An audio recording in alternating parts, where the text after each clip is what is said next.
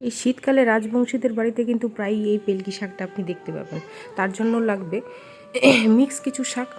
এই যে নিয়ে নিয়েছি আমি বথুয়া শাক, আর এটাকে আমরা টেপরিয়া শাক বলি। তোমাদের ভাষায় কি বলে সেটা একটু কমেন্টে জানাবেন। এগুলো মিক্স করে নিয়ে নেওয়া হয়েছে।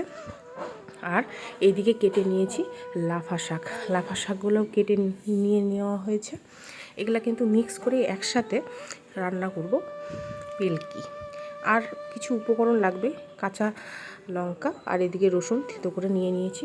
কড়াইয়ের মধ্যে একদম সামান্য তেল দিয়ে কাঁচা লঙ্কা আর রসুন ফোড়নটাকে ভেজে তারপরে শাকগুলো দিয়ে দিলাম। শাকগুলো দেওয়ার পরে মেন উপকরণটাই হচ্ছে খাবার সোডাটাও দিয়ে দিলাম। খাবার সোডা দেওয়ার পরে একটু লবণ দিতে হবে।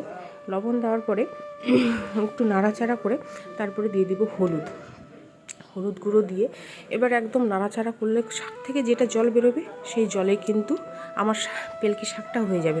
আর এক্সট্রা করে কিন্তু জল দেওয়ার দরকার নেই।